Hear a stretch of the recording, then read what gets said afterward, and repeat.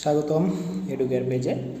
আজকে আমরা সমাধান নিয়ে এসেছি অষ্টম শ্রেণীর গণিত বইয়ের চতুর্থ অধ্যায় অর্থাৎ বীজগণিতীয় সূত্রাবলী ও প্রয়োগ।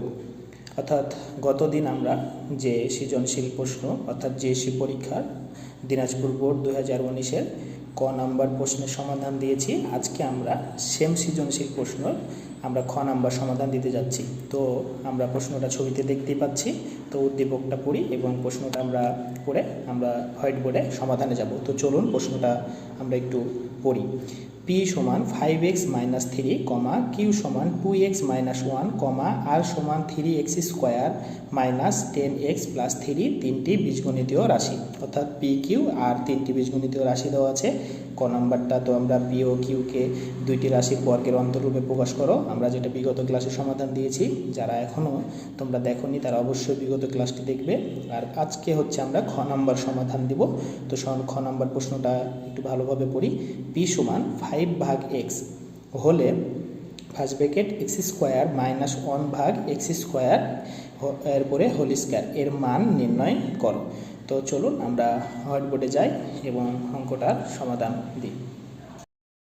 তো চলুন আমরা সমাধানে যাই। আমাদের সুবিধার্থে আমরা বোর্ডে প্রশ্নটা উঠিয়ে রেখেছি, তো আমরা প্রশ্নটা সরাসরি সমাধানে দেব। তো উদ্দীপকে এখানে দেখেন, উদ্দীপকে আমার দেওয়া আছে p সমান 5x - 3, আর খ নাম্বার প্রশ্নে দেওয়া আছে p সমান 5/x হলে এটার মান নির্ণয় করুন। তাহলে আমরা দেওয়া আছে থেকে শুরু করি। খ নাম্বার সমাধান দেওয়া আছে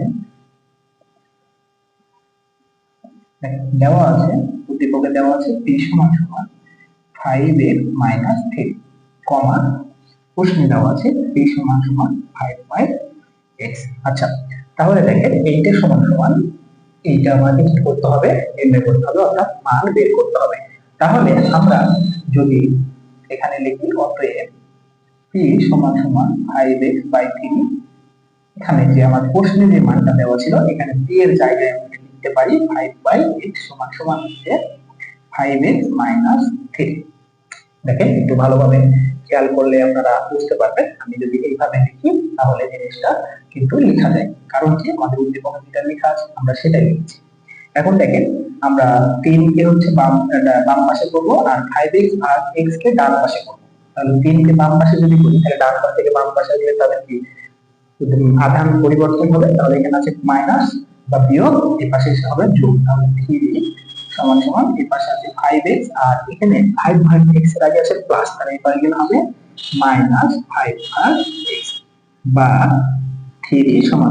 এখন দেখেন আমরা এখান থেকে 5 কিন্তু কমন নিতে পারি, তাহলে হচ্ছে x - 1/x, কারণ এখানে 5 আছে। আচ্ছা, আমাদের মূলত বিষয় হচ্ছে x - 1/x স্কয়ার এর উপরে স্কয়ার এর উপরে হোল স্কয়ার, এই মানটা নির্ণয় করতে হবে। তাহলে আমরা ধীরে ধীরে আগাই বিষয়টাতে। তাহলে এখানে কি করলাম দেখেন, 5 আমরা কমন নিলাম, x থাকে মাইনাস, এখানে 5 তো কমন নিয়েছি, তাহলে 1/x। তাহলে 5 এর সাথে কি আছে, গুণ আকার আছে, আমরা যদি এই পাশে পাঠাই তাহলে ভাগ হবে।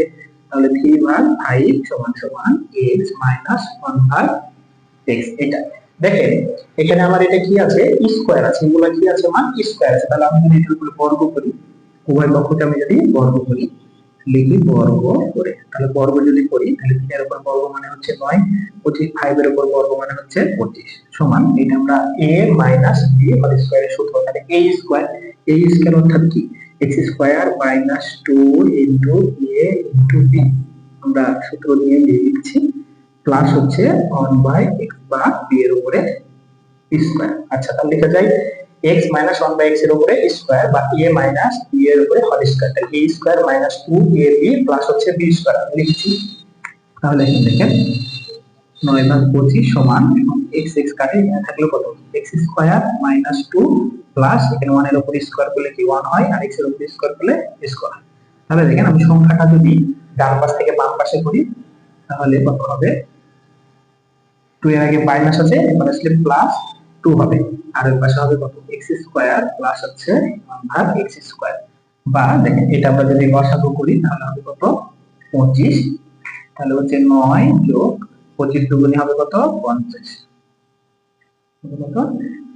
সমান এবারে পেলাম x square plus 1/x square বা কত, 25 গুণে 50, তাহলে হবে কত 59 ডিভাইডেড হচ্ছে 25 সমান সমান x স্কয়ার প্লাস হচ্ছে 1 ভাগ x স্কয়ার। দেখেন এটা পাওয়া যায়। তাহলে আমরা x স্কয়ার প্লাস 1 ভাগ x স্কয়ার সমান সমান পেলাম 59 ভাগ হচ্ছে 25।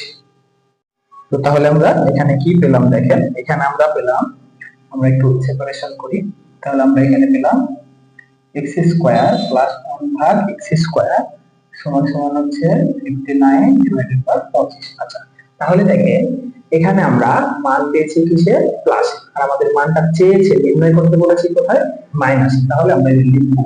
তাহলে অবশ্যই একটা মান যদি দেওয়া থাকে প্লাসে আর নির্ণয় করতে যদি বলে মাইনাসে, তাহলে কি অনুসিদ্ধান্ত ব্যবহার হয়? দেখেন এখানে কোন অনুসিদ্ধান্তটা ব্যবহার হয়।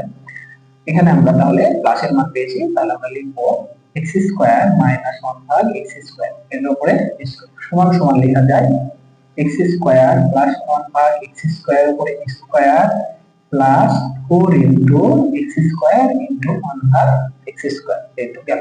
দেখেন এটা কিন্তু আমাদের হচ্ছে মাইনাস হবে, মাইনাস, তাহলে হচ্ছে এটা অবশ্যই একটা বড় সিদ্ধান্ত, যেটা হচ্ছে a মাইনাস b এর উপরে হোল স্কয়ার। তাহলে a plus b whole square minus 4ab, এটা হচ্ছে আমাদের কি অনুসিদ্ধান্ত।